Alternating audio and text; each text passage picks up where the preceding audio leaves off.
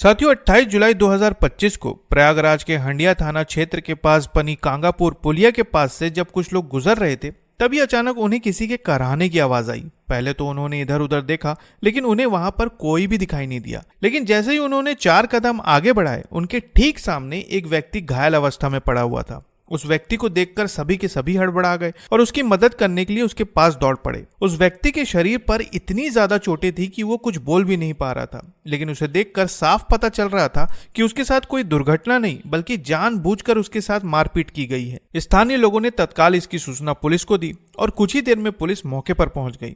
मामले की गंभीरता को देखते हुए तत्काल व्यक्ति को अस्पताल ले जाया गया। अस्पताल पहुंचने के बाद डॉक्टरों ने उस व्यक्ति को बचाने का भरसक प्रयास किया, लेकिन किस्मत को कुछ और ही मंजूर था। इलाज के दौरान उसकी मृत्यु हो गई। अब व्यक्ति तो नहीं रहा, लेकिन उसकी मौत ने पुलिस के सामने कई सवाल खड़े कर दिए थे। पहला सवाल तो यही था कि इस व्यक्ति को किसने, कब और क्यों मारा, और आखिर मरने वाला व्यक्ति कौन था। इन सवालों का जवाब ढूंढने के लिए पुलिस ने अपनी जांच शुरू की। कई लोगों से पूछताछ की गई और उन्हें जल्दी पता चल गया कि मरने वाला व्यक्ति एक LIC एजेंट था। लेकिन अभी सबसे बड़ा सवाल यही था कि आखिर एक LIC एजेंट को कौन मार सकता है और इसके पीछे की वजह क्या थी। मृतक की पहचान के बाद पुलिस ने अपनी जांच को और तेजी से आगे बढ़ाया और घटनास्थल के आसपास के लगे CCTV फुटेज को खंगालना शुरू किया। इसके साथ साथ उन्होंने कई लोगों से पूछताछ की, अपने मुखबिरों को काम पर लगाया और कई कोशिशों के बाद आखिरकार उन्हें एक CCTV फुटेज मिला जिसने इस पूरे मामले की परतें खोलकर रख दी। पुलिस ने एक फुटेज में देखा कि घटना के वक्त 3 लोग वहां से बाइक पर गुजर रहे थे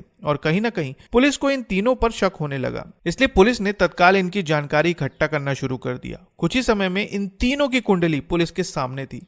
पता चला कि इनमें से एक 23 साल का अभिषेक है, दूसरा 21 साल का आदित्य सिंह और इनके साथ साथ एक नाबालिग भी था। पुलिस ने तत्काल इन तीनों को ट्रेस करना शुरू किया और बहुत जल्द ही ये तीनों पुलिस की गिरफ्त में आ गए। हिरासत में लेने के बाद पुलिस ने इनसे पूछताछ करनी शुरू की। कुछ समय तक तो ये पुलिस को गुमराह करने की पूरी कोशिश करते रहे, लेकिन कड़ी पूछताछ के बाद इन्होंने एक ऐसा सच बयां किया जो बेहद ज्यादा हैरान करने वाला था। मीडिया सूत्रों के अनुसार इन्होंने कबूल किया कि इन्होंने ही उस LIC एजेंट को मारा था, लेकिन सवाल था क्यों। तब पता चला कि इनमें से एक आरोपी अभिषेक सिंह BSc का छात्र था और उसके साथ एक लड़की भी पढ़ती थी जो उसी LIC एजेंट की बेटी थी। अब दोनों एक ही कॉलेज में पढ़ते थे और जल्द ही दोनों में दोस्ती हो गई, लेकिन ये दोस्ती कब प्यार में बदल गई दोनों को पता ही नहीं चला। दोनों अब एक दूसरे से प्यार करने लगे थे और एक दूसरे से शादी करना चाहते थे, लेकिन ये रिश्ता लड़की के पिता को नामंजूर था। उन्होंने कई बार अपनी बेटी को समझाने की कोशिश की, लेकिन जब उन्हें लगा कि बात हाथ से निकलती जा रही है तब उन्होंने तत्काल लड़की की शादी कहीं और तय कर दी। अब जैसे ही लड़की की शादी कहीं और तय हुई, अभिषेक ने अपना आपा खो दिया। उसने शादी रुकवाने के लिए अनेकों प्रयास किए,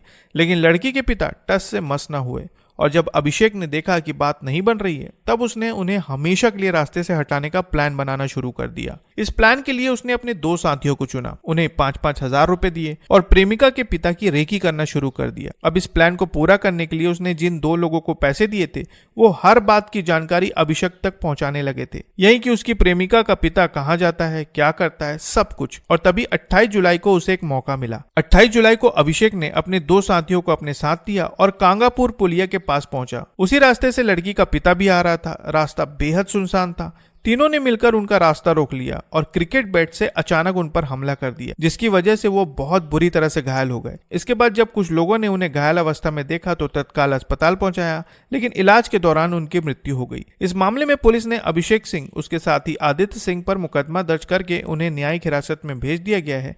वहीं इस मामले में एक नाबालिग को अभिरक्षा में लिया गया है। साथ ही घटना में इस्तेमाल की गई क्रिकेट बैट और बाइक भी बरामद कर ली गई है। तो साथियों, ये था प्रयागराज का वो मामला जिसने हर किसी को चौंका कर रख दिया। इस मामले पर आप क्या कहना चाहेंगे कमेंट में जरूर बताएं और नई खबरों के लिए चैनल को सब्सक्राइब करना ना भूलें। फिर मिलते हैं एक नई वीडियो के साथ, तब तक के लिए आपका बहुत बहुत धन्यवाद।